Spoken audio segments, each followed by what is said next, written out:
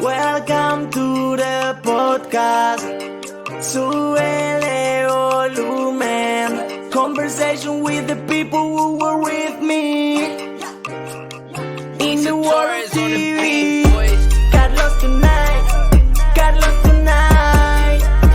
Historias de un reportero. Carlos tonight. Dale que viene lo bueno. Hey everyone, this is Carlos Tonight. Thanks so much for being here. As you know, all month long, I've been featuring some of my favorite TikTok stars. And tonight, we're wrapping things up with one of the hottest grannies on the platform, maybe even the planet. Joining me from the same time zone is Granny Coy Bundy. Hey, how are you? Hi, how are you? I'm doing great. What's life like right now for you? It is Busy? amazing. I am so happy and blessed. Fantastic. All right. Well, let's get started with your very first introduction to the TikTok platform.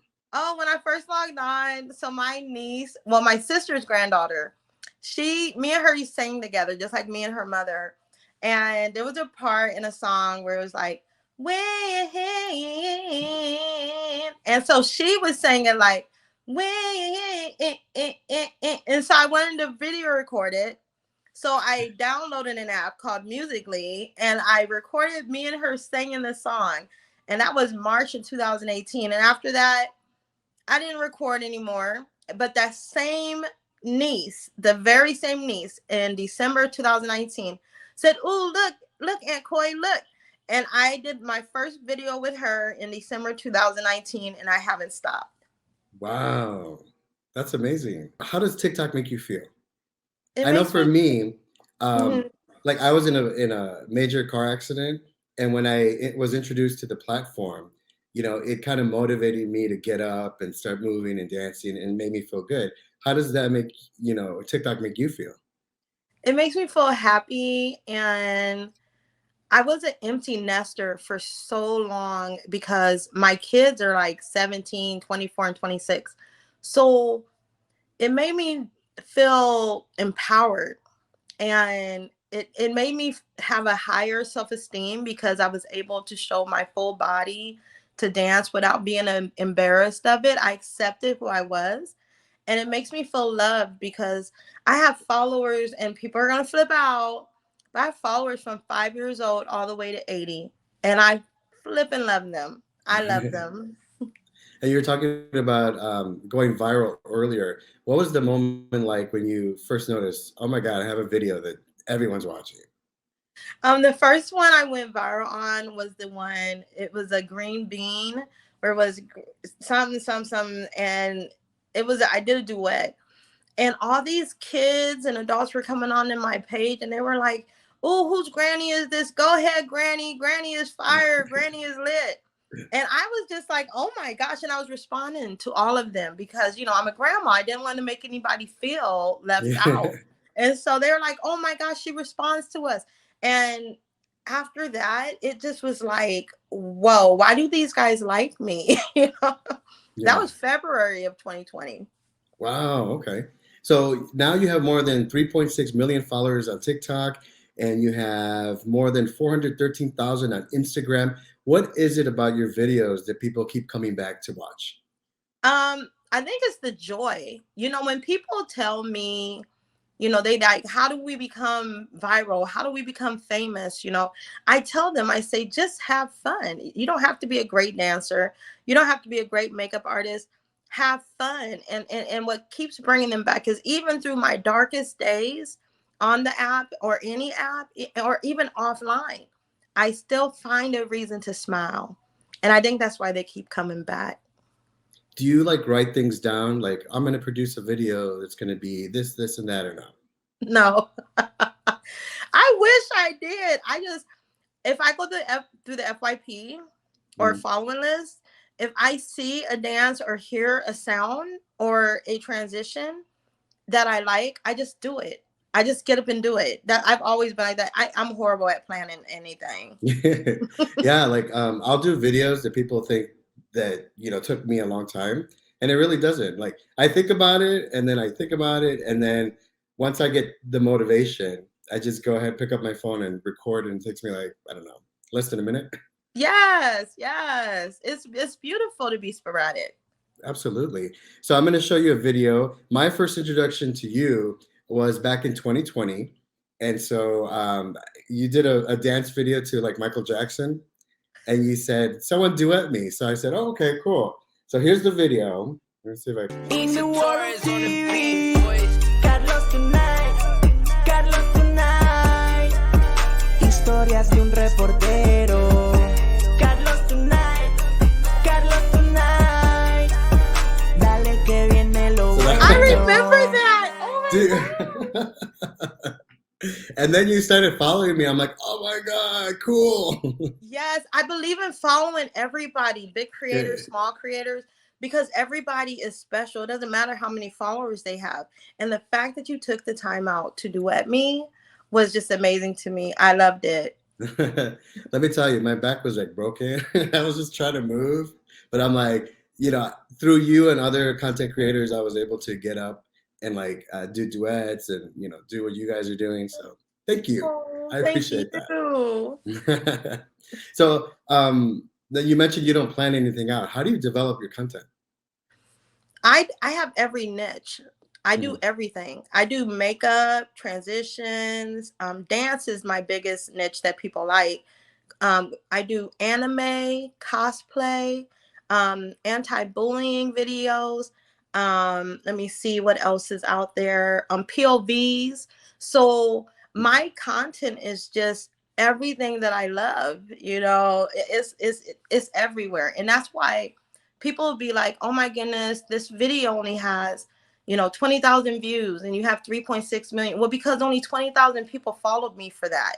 You know what I mean? Right. But there's people from every niche. And so, I'm just everywhere. That's how I develop it. Now, a lot of your videos you did, I think it's like a silhouette of the person, and then you're like dancing next to them. And so there's like a whole bunch of people that like, that you see on a constant, and you're like, oh, wow, you did that. That's pretty cool. Yeah, that's the funnest thing ever. I enjoy doing that because I want the kids and the adults to see that these are normal people that, Right. You can have fun with everybody. And I put them in there and I come in. That's my comedy. Yeah, I forgot comedy is one of my niches. Okay. Yeah. So do you see content creation as hard work? No, because if you love it, then it's never hard, right? Like that's what they say about you find a job that you love and then you're never working, right? Right. So it's not hard. Some dances are hard, but I mean, I don't really put a lot of effort into it. I just be me, you Mhm. know? So yeah, it's not that hard, I guess. I read somewhere where you started off just as Coy Bundy and then you added the granny part, right? What was that Yeah. about? So I started off with Coy Bundy, and then I went to TikTok Granny Coy, and that is because all the kids kept calling me Granny, and I was only 46 years old. My youngest granddaughter was 3. I was like, hold up, I'm not that old. So instead of it offending me, I grabbed the word and I put it in my name so that when people call me Granny because of my gray hair, it didn't affect me, and I just embraced it. And then my TikTok grandson Ao cast the plug. I was gonna just take it off altogether, and he was like, "No, you're everyone's granny. Right. Everyone's. Keep it." So I kept Granny Coy Bundy, and now it's everywhere. Nice. So from all of the videos that you have, do you have a favorite? Yes, I do. The was Savage by Meg the Stallion and Beyonce remix, because my middle son was in the background, and I'm scared of bees and wasps and birds and squirrels. And I went outside for the first time in a long time. Like I went outside sporadically, but to do a video, that was the first time I really wanted to do this video. It took me a few times. He did not want to be there. You could tell he didn't want to be there, but he loves me so much that he came out. And that's my favorite video because that's the one they made memes about him on TikTok. on Twitter, Instagram, and he Wow. laughed. It was beautiful. It was beautiful. So that's your favorite. Do you have one that you're most proud of? The one I'm most proud of is the I think we got a winner. It's the oh goodness, what is it called? It goes cleans pair of sneaks with a G's and it goes, please watch my step. The one where I'm in red and that one went, that was a hard dance. That Yeah. was a hard dance. I think it's called I'm so sorry. I Oh, no, do you're so fine. but it was so hard. I'm most proud of that one. I got like 16 million views on it. Oh, hit the Quan. That's what it is. Hit the Quan. Okay. Yeah, that was hard. Yeah. I almost had, I swear, I did a whole thing on my YouTube showing the progress of me learning it. And there was a time Oh, when I okay. had to sit down and catch my breath, but I did it and I was so happy. And the kids loved it. The adults loved it. Everybody loved it. So I'm most proud of that one. There's one, the new one that came out with Lizzo and her new Yeah. song, and that took me forever to memorize, and I still didn't do it right.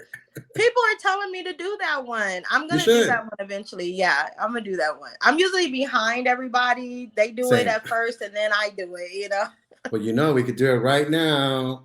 I know, right?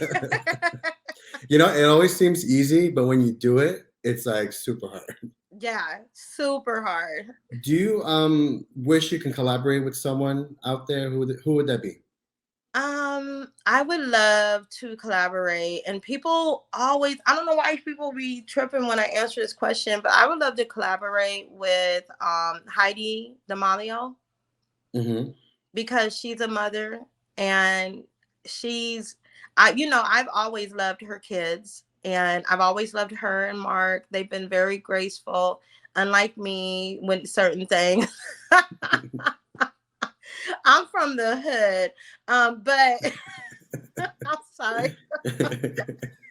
But I love them because it's because of Heidi that I'm where I am today. She never duetted me, but she liked my comments. She commented on my videos, she liked my videos, and then she followed me.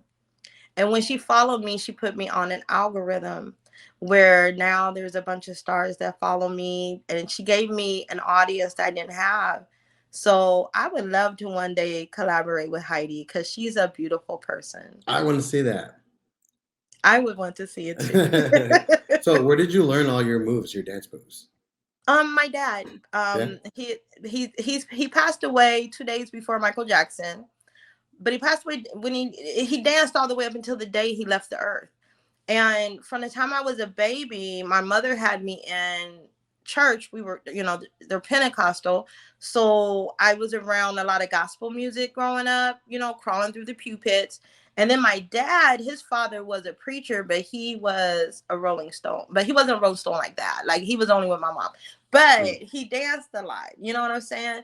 So my dad danced with me from the time I was a kid. And it's so strange that just like him, when he was 48, everyone in the city knew him as the dancing grandpa. And now here I am, and the world knows me as the dancing granny. And it's just amazing. But yeah, that's where it came from.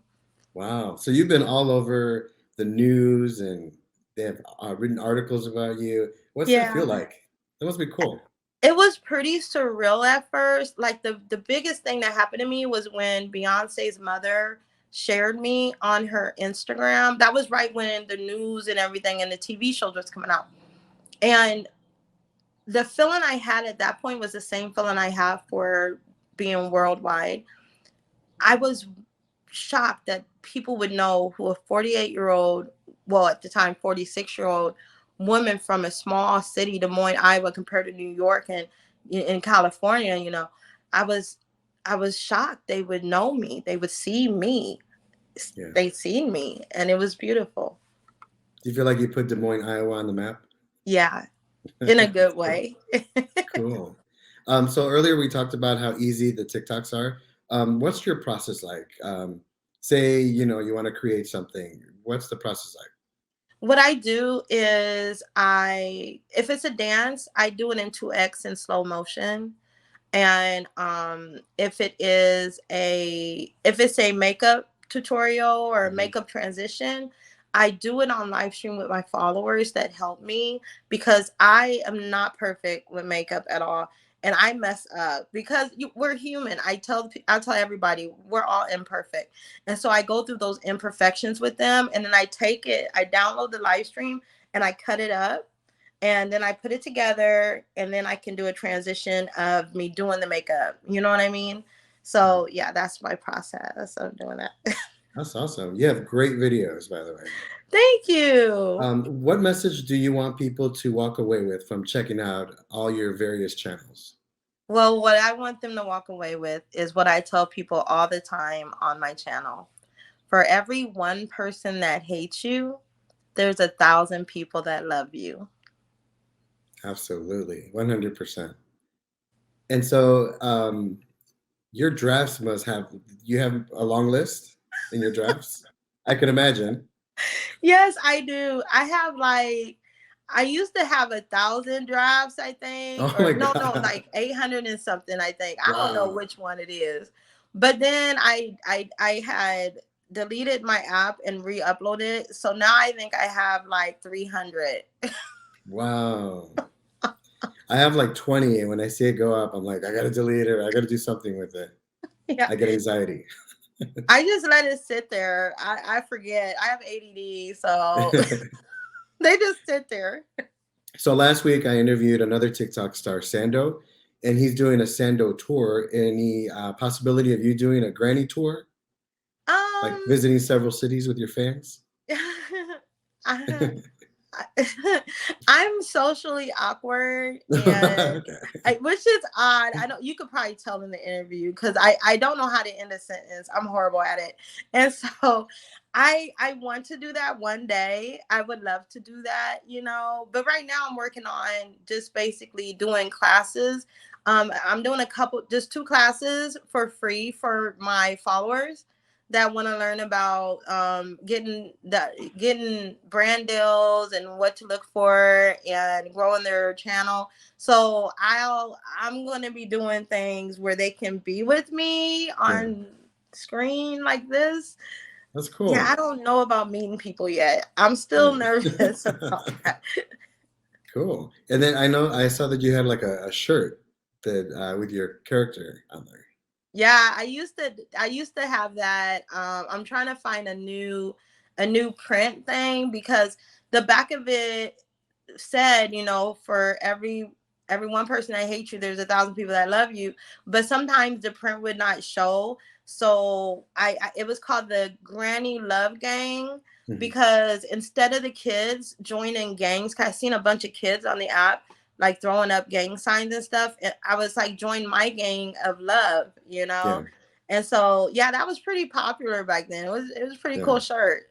yeah. So sometimes with my nephews, when I'm visiting town and I'm with my nephews and I want to do a TikTok with them, and they're like, "Get out of here, uncle," Was that like that with your kids? Yeah, it was. It was. It really was. I have a video of me telling he's now 26. I was like, oh my gosh, I got 60K followers. And he was like, you do? And I was like, no, I'm playing it. I think I only had like 6,000. And I look back at that all the time, and it's like, man, I came a long way. So he was the cool one, right? And he's still the cool one. But he would be like, just whatever you do, don't embarrass me. And I ended up being, I guess, good at it. Yeah, And now he wants shout outs and stuff. So, yeah. yeah. So how proud are they of you? They're pretty proud. They don't see it. Like my 2 youngest ones aren't really on, none of my kids are really on social media like that, like me. Right. Like they don't care about social media. Right? Yeah.